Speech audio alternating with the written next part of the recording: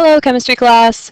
So today what we're going to talk about is we're going to talk about why water is weird. So we've kind of covered experiment 1 already from your lab report where we talked about this heat curve and all the different parts of a heat curve. So we finished with this slide yesterday, and hopefully you feel comfortable being able to identify the different parts of this heat curve. What parts of it are we in one phase, and what parts of it are we having a phase change? That is going to be important for you guys to be able to identify and be able to know. So the second part of your lab is all about why water is weird. So let's talk about why water is weird. But first we're going to start with some water facts. So if we look at the electron geometry of water, we know that it is a tetrahedral electron geometry because we've got 4 places that electrons live around the oxygen atom. So electron geometry only talks about where electrons live around that central atom, and so it is a tetrahedral geometry. If you look at the molecular geometry, and this is really kind of what that molecule looks like in terms of where the nuclei are, various elements, it is going to be bent. So how many lone pairs are there? There are 2 lone pairs, and there are 2 bonding pairs. That's what contributes to that bent molecular geometry. And we've got 2 different elements in water, right? They're hydrogen and they are oxygen. So one question that I want you to ask yourself, and this is kind of a review of last unit, but which element has higher electronegativity? So if we look at this periodic table, we remember that electronegativity increases as we move across the periodic table. And so here is hydrogen over on the left. Here's oxygen over on the right. And so, do you remember which one is more electronegative? It's the oxygen. The oxygen is more electronegative. Why am I bringing up this electronegativity stuff? Because we want to talk about the fact that water is polar. All right, that's kind of a fact about it. We're talking about water facts today. So what does it mean to be polar? Well, that means that we have got a positively charged end and we have a negatively charged end. On Thursday of last week, you guys were doing some questions out of the chemistry textbook, and one of those questions asked you to draw a water molecule and to label the polarity of the ends. So here we've got the hydrogen, here's our other hydrogen, and here is our oxygen. Well, that was, I guess I'll have to do a different color. Oop, there we go, oxygen. And oxygen is more electronegative, so our electrons are being pulled towards the oxygen from both sides. So our oxygen is partially negative, which leaves this hydrogen as partially positive, and this hydrogen is partially positive. I would highly, highly recommend drawing this picture in your notes.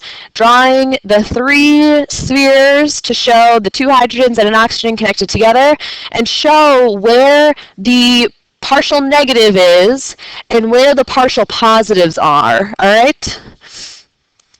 So when we look at water, we really do have a negative end and a positive end, because if we draw a line, maybe I'll put that line in a better spot. That wasn't the best spot. More like right here. We can see that everything below the line is partially negative, and everything above the line is partially positive. So we clearly see that, yes, water is very, very polar. Okay? We've got these intramolecular bonds in water. And what are intramolecular bonds? Let's define it again, okay? So intra means inside. So this is inside of the molecule bonds. Bonds within a molecule.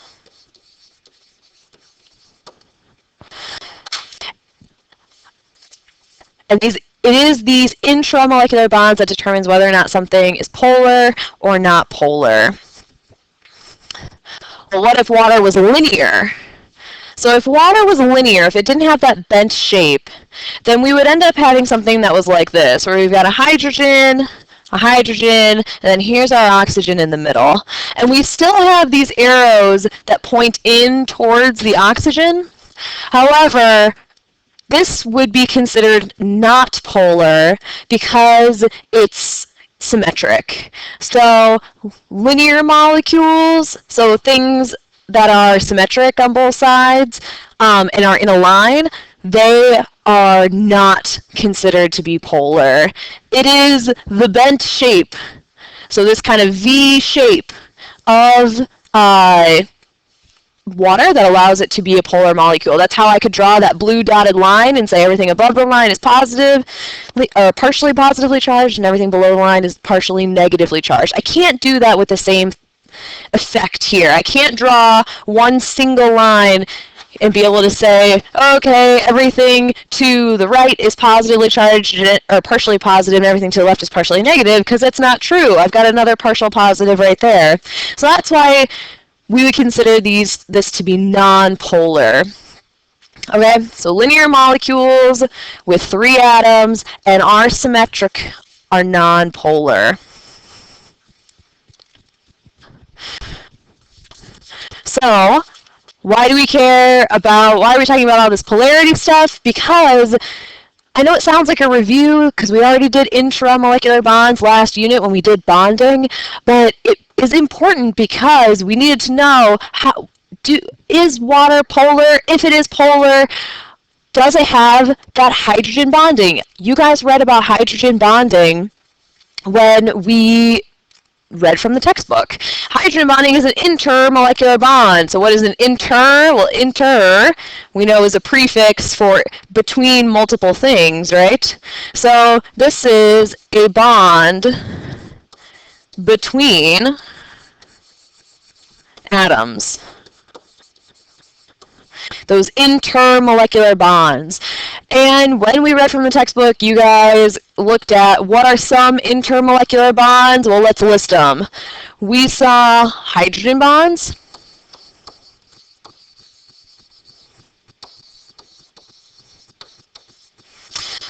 Okay, there were dipole.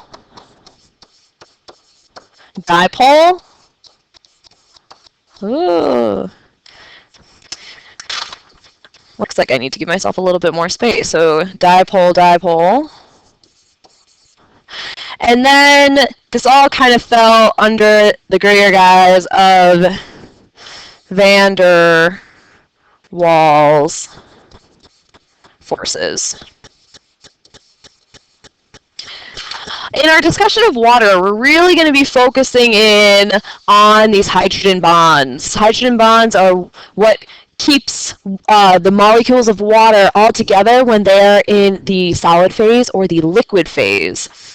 So if we look, we've got, again, these kind of grayish blue spheres represent our hydrogens. The reddish orange ones represent the oxygens. And if we remember from our discussion in the previous slide, if we've got a hydrogen, that's going to be partially positive. And this oxygen is partially negative. So that also means that this oxygen is partially negative. Now, if I've got something that is positive, even if it's just a little bit positively charged, it's going to be attracted to something that is negatively charged, or even just a little bit negatively charged. And so we can kind of draw these lines and see that there's a lot of ways that these hydrogens can kind of be attracted to oxygens from other molecules. It's not just the oxygen that they're sitting right next to. They can be attracted to oxygens from other molecules. And so this is the hydrogen bonding that we've been kind of alluding to for a little while here.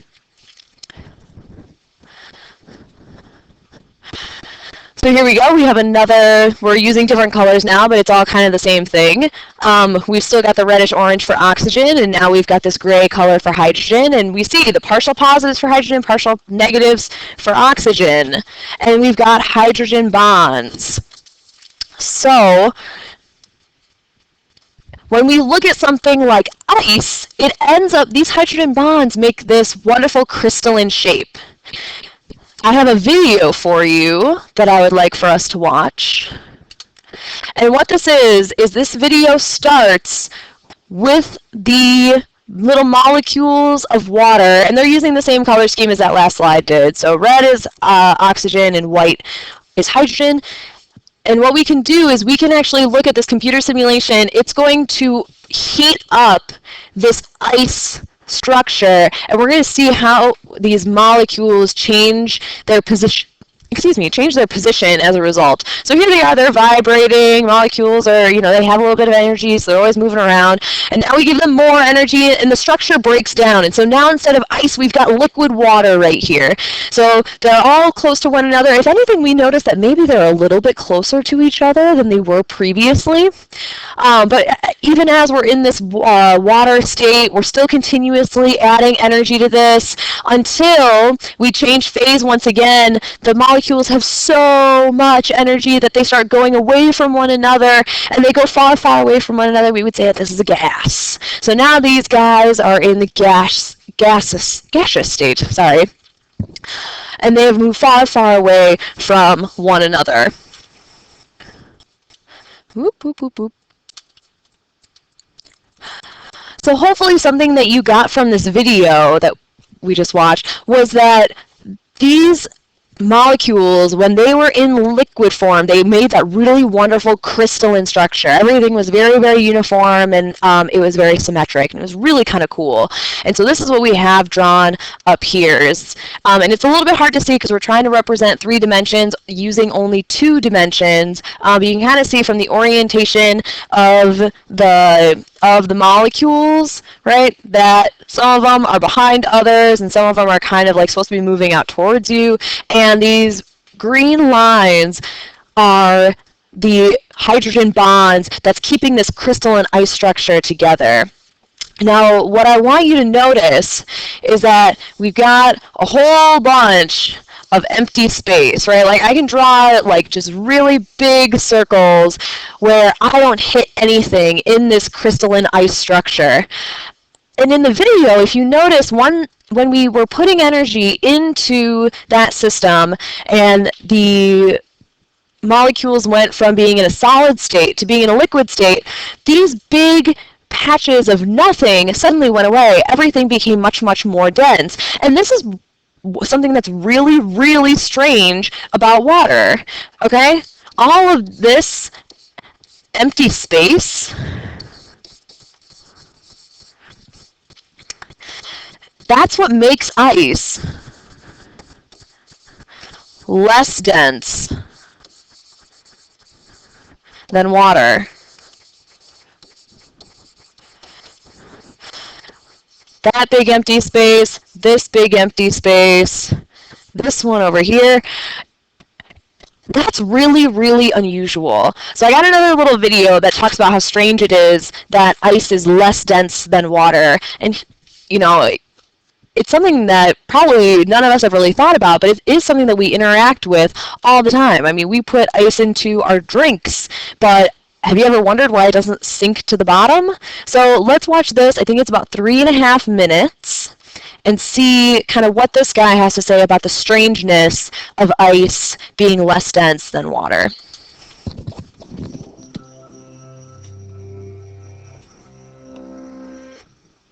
Water is the liquid of life. We drink it, we bathe in it, we farm, cook, and clean with it. It's the most abundant molecule in our bodies. In fact, every life form we know of would die without it. But most importantly, without water, we wouldn't have iced tea. Iced tea. Why do these ice cubes float? If these were cubes of solid argon in a cup of liquid argon, they would sink. And the same goes for most other substances. But solid water, aka ice, is somehow less dense than liquid water. How's that possible? You already know that every water molecule is made up of 2 hydrogen atoms bonded to 1 oxygen. Let's look at a few of the molecules in a drop of water, and let's say the temperature is 25 degrees Celsius. The molecules are bending, stretching, spinning, and moving through space. Now, let's lower the temperature, which will reduce the amount of kinetic energy each of these molecules has. So they'll bend, stretch, spin, and move less. And that means that on average, they'll take up less space. Now you'd think that as the liquid water starts to freeze, the molecules would just pack together more and more closely. But that's not what happens. Water has a special kind of interaction between molecules that most other substances don't have, and it's called a hydrogen bond. Now remember that in a covalent bond, 2 electrons are shared, usually unequally, between atoms. In a hydrogen bond, a hydrogen atom is shared, also unequally, between atoms. 1 hydrogen bond looks like this. 2 look like this. Here's 3, and 4, and 5, 6, 7, 8, 9, 10, 11, 12. I could go on. In a single drop of water, hydrogen bonds form extended networks between hundreds, thousands, millions, billions, trillions of molecules, and these bonds are constantly breaking and reforming. Now back to our water as it cools down. Above 4 degrees Celsius, the kinetic energy of the water molecules keeps their interactions with each other short. Hydrogen bonds form and break like high school relationships, that is to say, quickly. But below 4 degrees, the kinetic energy of the water molecules starts to fall below the energy of the hydrogen bonds. So hydrogen bonds form much more frequently than they break, and beautiful structures start to emerge from the chaos. This is what solid water, ice, looks like on the molecular level. Notice that the ordered hexagonal structure is less dense than the disordered structure of liquid water.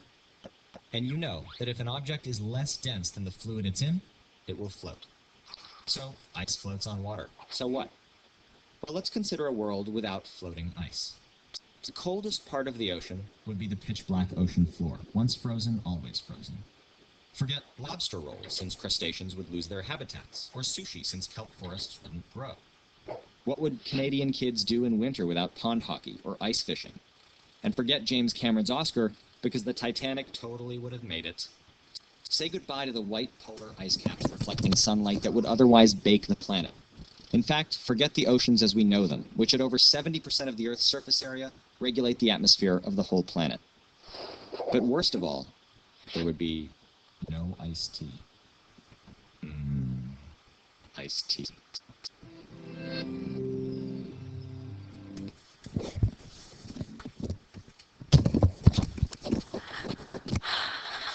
So what is he really saying there?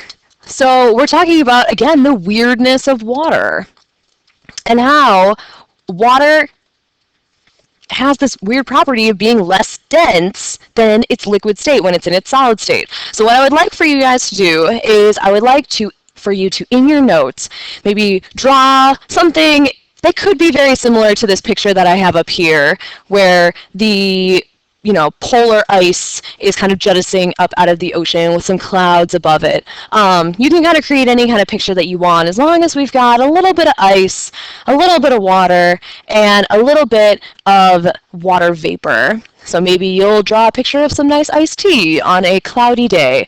But what I would like for you to do is I would then like for you to draw an arrow from each of the 3 states of water, and I would like for you to, at the end of that arrow, have a circle.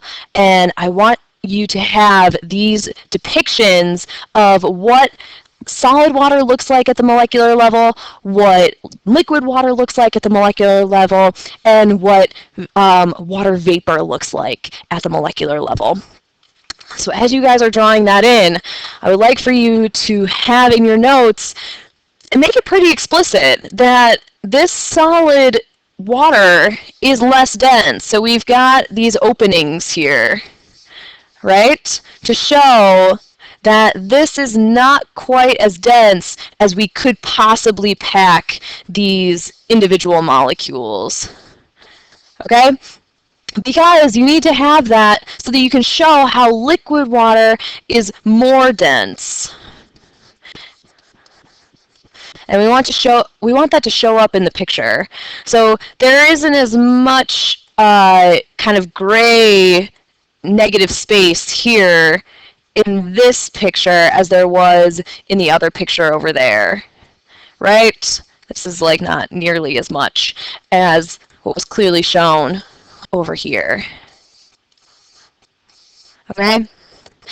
And then in the gaseous state, I mean, here we're really looking at just a few molecules that are very, very spread apart from one another. And I would even argue that this artist depicted them too close. So, I mean, like, we don't need ones that are quite so close to one another. We would only expect to see just a couple of water vapor molecules in that gaseous state.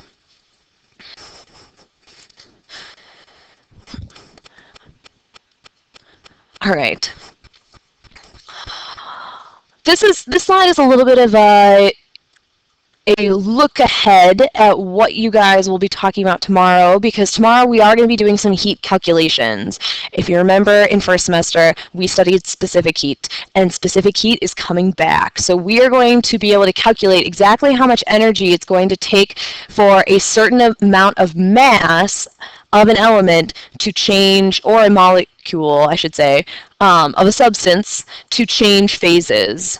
So, things to know: liquid water has the highest specific heat capacity of any liquid on Earth. So if you remember what specific heat capacity is, it is the amount of energy. This is Miss Burns' quick way of abbreviating energy. But specific heat capacity is the amount of energy needed to raise 1 gram of a substance by 1 degree Celsius. So why does water have such a high specific heat capacity?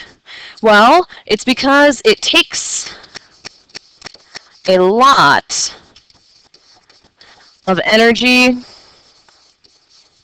to break those hydrogen bonds.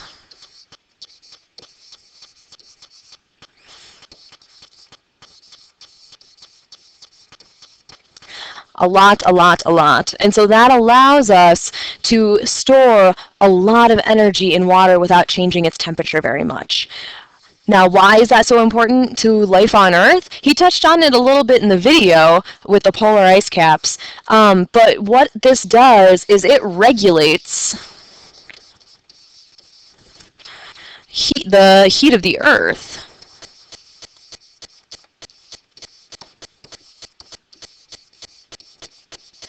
Effectively, what water is able to do is it's able to take energy and store it within itself without dramatically raising the temperature of itself.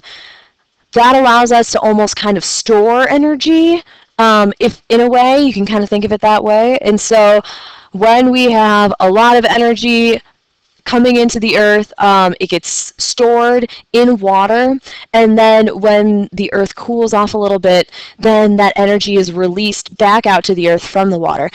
It's also part of what's behind what's called lake effect. I don't know if you guys have heard of lake effect a whole lot. It's much, much more common along the coasts, and particularly in Chicago. And because Chicago is what I know, I will refer to that. But lake effect is often talked about in Chicago because when you are moving from summer into winter, the downtown Chicago area and everything that's probably within 10 miles of the lake is significantly warmer than the outer suburbs. So I grew up in one of the outer suburbs, and for a while I was commuting into downtown Chicago for internships and things, and when I got on the train 30 miles away, it was 10 degrees or more colder than when I arrived downtown. And that's because there was heat stored in the water from Lake Michigan, and it was being released back to the city when the temperature dropped. And the temperature of the air was now slower than the temperature of the water. It works the other way as well, however. So when Chicago is coming out of the winter back into the spring and summer, the lakefront area, it is much, much, much colder than things like the outer suburbs, or even just a couple miles inland. because again, that heat or the water from the lake is very, very cold, and we need to dump a lot of energy in there in order to be able to raise it back up again and not keep the lakefront quite so cold. All right. Oops, we skipped a slide. Okay, so more strange facts about water. Water is the only naturally occurring substance whose solid is less dense than its liquid form. So what causes solid water to be less dense? I've talked about it, the video talked about it. Hopefully you guys can answer this question for yourselves now. So take a minute, try to answer it in your notes. And as you answer it in your notes, I think I'll write a response up here as well.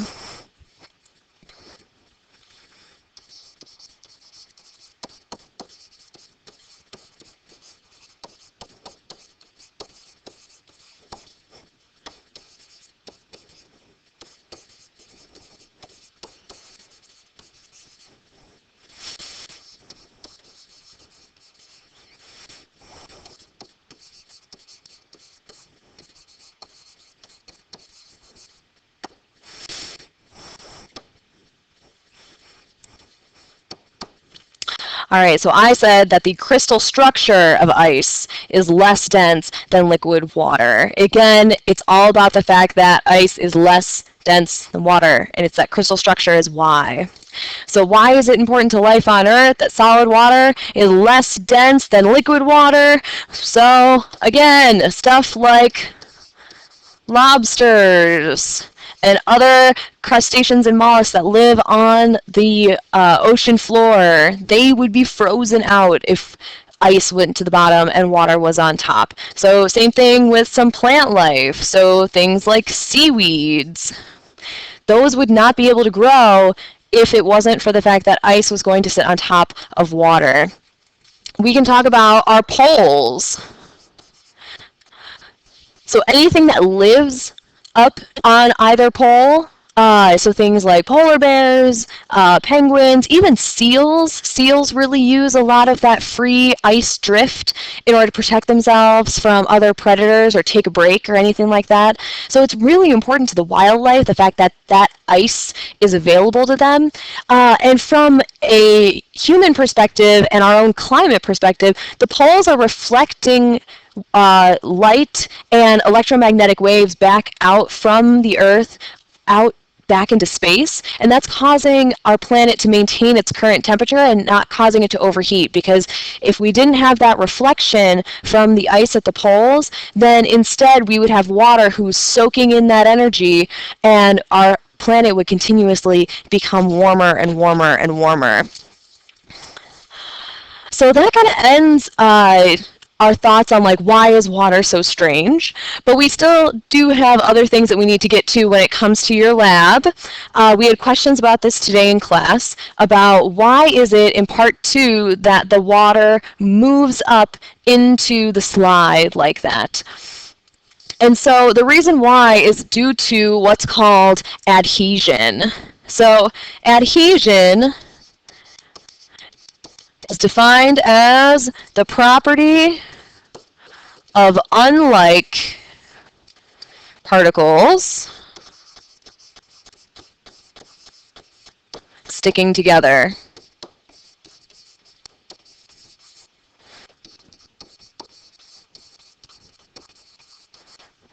So let's imagine for a moment that I've got maybe some kind of floor, and then I've got a wall, and I put some water right into that corner. So we would expect that the water in that corner would maybe kind of like have just one height, right? Maybe it would look like that. But thanks to the phenomenon of adhesion, that water molecule doesn't just kind of lay flat. Instead, it creeps up the wall a little bit. And you guys saw this in your lab, right? Like we're creeping up into the slides. And you've seen it when you've tried to read a graduated cylinder. You know, we have to read from the bottom of the meniscus because the water, when it gets close to the side of the container, just like how it does right here, it creeps up to the side due to adhesion. These particles are attracting to one another, and so the water, while it was down here originally, just started creeping up and creeping up and creeping up, and as long as it goes particle by particle, this can creep up fairly high. When we watched the Crash Course Chemistry video a week ago, he mentioned capillary forces or capillary action.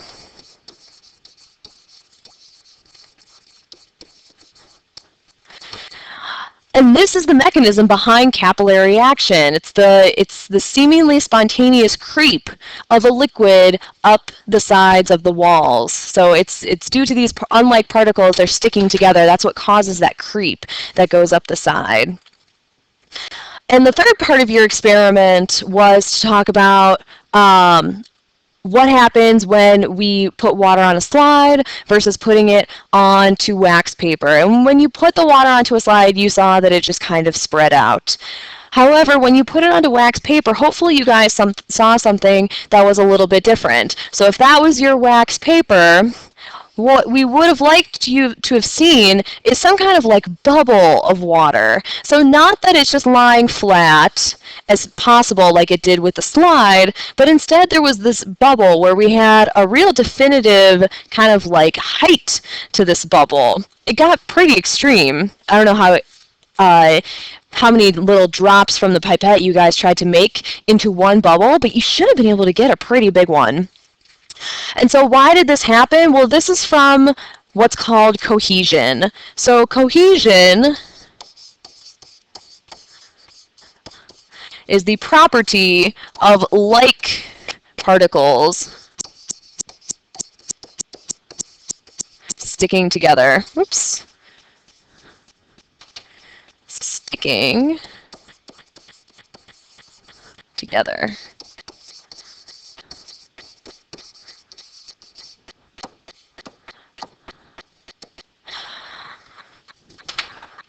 So if we look at this, we really do have like particles trying to stick together. All these water molecules are trying to hang out with other water molecules as much as possible. They only want to be in with itself. It isn't interested necessarily in interacting with the wax paper or the air or anything else.